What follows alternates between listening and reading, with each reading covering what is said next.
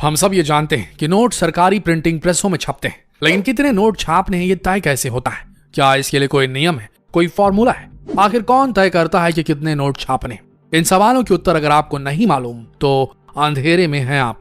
Argentina, Zimbabwe और Venezuela के साथ जो हुआ वो अमेरिका के साथ भी होने वाला है और भारत के साथ भी। जिस तरीके से वेनेजुएला जैसे देश ने एक सीमा से अधिक नोट छापकर अपने देश की इकोनॉमी को बर्बाद कर डाला, वो खतरनाक संकेत दे रहा है। उस देश में इन्फ्लेशन, महंगाई बेहद बढ़ गई है, वहां की करेंसी की कीमत बुरी तरह गिर गई है, कोई वैल्यू नहीं वहां के नोटों की अब। और आप जानकर हैरान रह जाएंगे कि यही करतूत खुद अमेरिका ने भी की है 2008 और उसके बियॉन्ड, जिसका असर दुनिया के हर देश और भारत पे भी पड़ने वाला है, क्योंकि हर देश फंड रिजर्व के रूप में डॉलर्स ही जमा करता है। लेकिन दुख की बात है कि इस खबर को कोई भी मेन स्ट्रीम मीडिया दिखा ही नहीं रहा है। शायद इस खबर में उनके लिए इनफ सनसनी नहीं है। कितनी बड़ी आयरनी है, विडंबना है। जिन रुपयों को कमाने के लिए हम अपनी जिंदगी के एक बड़े हिस्से को दांव पे लगा देते हैं, हमें मालूम ही नहीं कि ये पूरा मॉनेटरी सिस्टम, पैसों का ये पूरा कारोबार कितने रिस्क में, खतरे की सीमा के बेहद ऊपर काम कर रहा है। ये बेहद गहरी बात है दोस्तों, और इसे समझने के लिए हमें मॉनेटरी सिस्टम को समझना पड़ेगा, ताकि इस बेहद बड़े लूप होल का पर्दाफाश हो सके, जिसकी एवज में सरकारें और सेंट्रल बैंक्स देश की जनता को अंधेरे में रख रहे हैं। आज से सैकड़ों साल पहले जब इंसानों ने चीजों को खरीदना बेचना शुरू किया, तो पैसों की जगह चीजों की अदला बदली हुआ करती थी। बार्टर सिस्टम, कमोडिटी के बदले कमोडिटी, चावल के बदले शहद। उसके बाद ट्रेडिंग सिस्टम और ज्यादा एडवांस हुआ। चीजों को खरीदने के लिए मेटल्स इस्तेमाल किए जाने लगे, कॉपर, सिल्वर, गोल्ड। अलग अलग कालखंडों में अलग अलग चीजों को पैसों की तरह इस्तेमाल किया गया। फिर आया वो वक्त जब राजा महाराजों और दुनिया भर की रियासतों ने तय किया खुद के सिक्कों का चलन चलाना। उन सिक्कों की एक खासियत हुआ करती थी कि एक सिक्का अगर सोने का है तो उसकी वैल्यू उतनी ही होती थी जितना सोना उसमें इस्तेमाल किया जाता।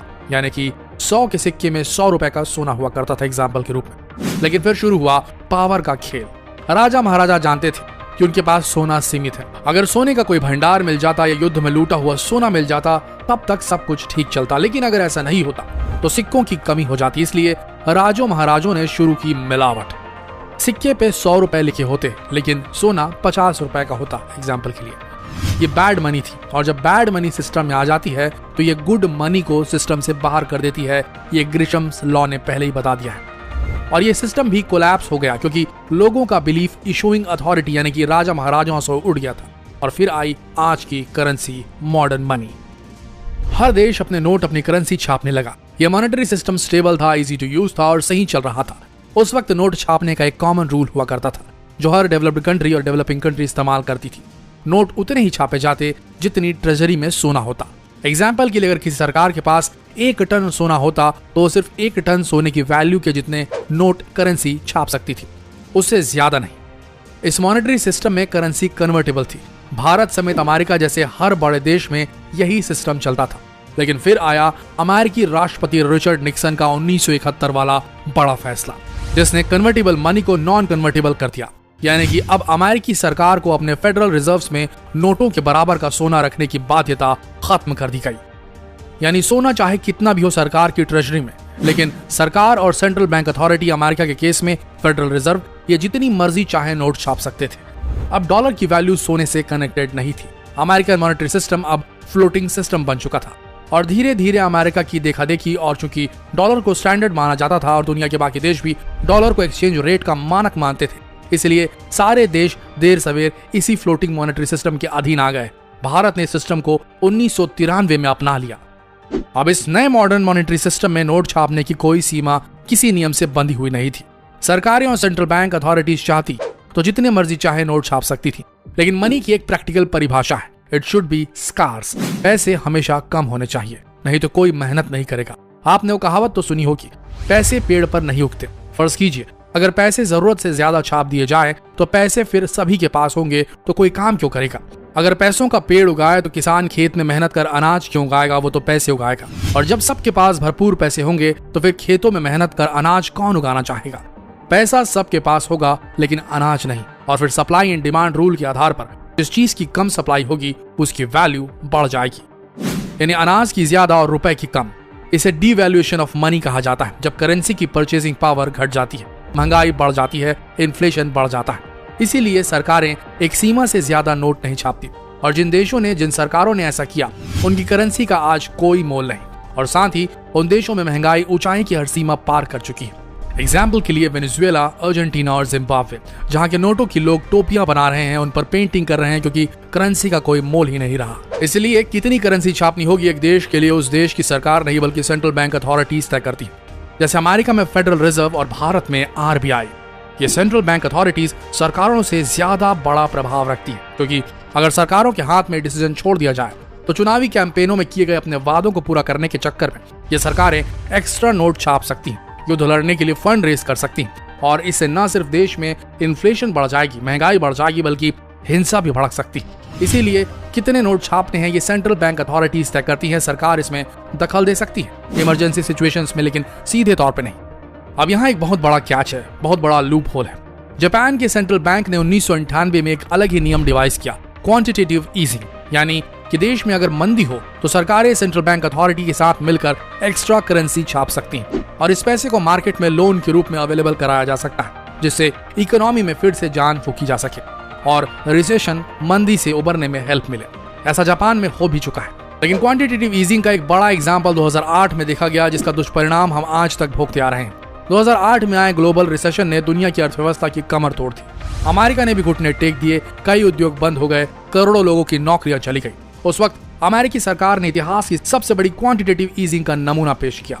$700 बिलियन की नई करेंसी छापी गई और उसे लोन पे देने के लिए अवेलेबल करा दिया गया। ये डॉलर की डिवैल्यूएशन की ओर पहला कदम था दोस्तों, लेकिन उन $700 बिलियन से ऐसा माहौल बना कि मंदी के दिनों में भी स्टॉक मार्केट ऊंचाइयां छूने लगा। लेकिन ये $700 बिलियन वो रकम थी जो एग्जिस्ट ही नहीं करती थी, ये जस्ट प्रिंट की गई थी, कायदे से ये रियल मनी नहीं थी। आशा ये की जा रही थी कि इन $700 बिलियन से इकोनॉमी को बूस्ट मिलेगा, लेकिन ऑलरेडी डूब चुके उद्योगों और कंपनीज को सिर्फ पैसों के सहारे नहीं उठाया जा सकता। वो 2008 था और आज 2020। तब से अब तक कई साइकिल्स इस क्वांटिटेटिव ईजिंग के चल चुके हैं और चल रहे हैं अमेरिका में, और इसका असर पूरी दुनिया पर पड़ता है, क्योंकि ये डॉलर एक्सचेंज करेंसी है दुनिया के लगभग हर देश के लिए। ये कितना खतरनाक है ये हम आपको बताते हैं। अमेरिका वही कर रहा है जो वेनेजुएला ने किया, बस अपनी स्ट्रॉन्ग फाइनेंशियल कंडीशन की वजह से असर उन्हें कुछ देर बाद समझ आएगा, और ऐसा ही भारत में भी हो रहा है। अगर ना हो रहा होता तो इन्फ्लेशन, महंगाई साल दर साल नहीं बढ़ती। महंगाई बढ़ रही है, इसका मतलब रुपयों की परचेसिंग पावर कम हो रही है और इन्फ्लेशन बढ़ रही है। आपको वो राजा महाराजा के सिक्कों वाली बात तो याद है ना, जहां 100 रुपए के गोल्ड कॉइन में 100 रुपए की जगह 50 रुपए का गोल्ड डाला जाने लगा था। मंदी से उबरने के लिए छापे जाने वाले नए नोट भी उसी 100 रुपए के सिक्कों के समान माने जा सकते हैं, जिसमें गोल्ड सिर्फ 50 रुपए का है। और अब हम उस एरा में आ चुके हैं जहां मॉडर्न मॉनेटरी सिस्टम फेल होने की कगार पर है, और 2008 में पड़ी वैश्विक मंदी से शायद पहले ही विश्व की अर्थव्यवस्था लाइफ सपोर्ट पर चली गई, जो 2020 में और ज्यादा दयनीय हो चुकी है। जानकारों का मानना है कि आने वाले कुछ दशकों में ये पूरा करेंसी वाला मॉनेटरी सिस्टम फेल हो जाएगा। डॉलर बुरी तरह लुढ़क सकता है और रुपया औंधे मुंह गिर सकता है, महंगाई आसमान छू सकती है। तो आखिर इसका उपाय क्या है? इकोनॉमिस्ट की माने तो crypto currency modern monetary system को क्रैश करने से बचा सकती है। ड्यूश बैंक, दुनिया की एक रेप्यूटेड नामी गिरामी फाइनेंशियल कंपनी का कहना है कि आने वाले दशक में करंट मॉनेटरी सिस्टम में मौजूद करेंसी को क्रिप्टो करेंसी पूरी तरीके से रिप्लेस कर देगी। क्रिप्टो करेंसी ही वो आखिरी चीज है जो विश्व की अर्थव्यवस्था को बचा सकती है। हम बताते हैं क्यों। Crypto currency digital virtual form of money. खासियत यह है कि करेंसी मिलिट्री लेवल इंक्रिप्शन से एनकोडेड होती है, जिसे क्रिप्टोग्राफी कहा जाता है। इसलिए क्रिप्टो करेंसी को ना तो डुप्लीकेट किया जा सकता है और ना ही इसे डबल यूज किया जा सकता है, यानी कि गवर्नमेंट अगर चाहे तो भी नई करेंसी नहीं छाप सकती। इसीलिए इन्फ्लेशन यानी कि महंगाई पे रोक लगाई जा सकती है। साथ ही आप ये नहीं जान सकते कि एक नोट जो करेंसी होती है जो हम इस्तेमाल करते हैं वो किन किन हाथों से गुजर के आया है, या हम ये भी नहीं जान सकते जो डिजिटल मनी आजकल हम ऑनलाइन ट्रांजैक्शन के लिए यूज करते हैं उसकी ट्रांजैक्शन हिस्ट्री को भी हम ट्रैक नहीं कर सकते। लेकिन क्रिप्टो करेंसी की एक एक ट्रांजैक्शन हिस्ट्री सेव होती है, तो इसके ट्रांजैक्शन हिस्ट्री को फोर्ज करना, फेक करना इम्पॉसिबल हो जाता है। क्रिप्टो करेंसी ब्लॉकचेन टेक्नोलॉजी से बनी वो करेंसी है जो ये सुनिश्चित कर सकती है कि विश्व की अर्थव्यवस्था फाइनली गवर्नमेंट और सेंट्रल बैंक अथॉरिटीज के प्रभाव से पूरी तरह इंडिपेंडेंट हो जाए। और ये आम लोगों के लिए बेहद बड़ी खुशखबरी होगी दोस्तों। क्रिप्टो करेंसी ही भविष्य है और हाल ही में इस पे लगा बैन हट चुका है भारत में भी। अब क्रिप्टो करेंसी और उसकी ट्रेडिंग लीगल है। आने वाला समय क्रिप्टो करेंसी का ही होने वाला है, और क्रिप्टो करेंसी ही वो करेंसी है जो जब यूज आएगी तो गरीब भी अमीर होने का सपना देख पाएगा। ये कैसे होगा, इस पे एक डिटेल्ड वीडियो हम फिर बनाएंगे। लेकिन अभी क्रिप्टो करेंसी की एक मेजर करेंसी बिटकॉइन अपने ऑल टाइम हाई को छू रहा है।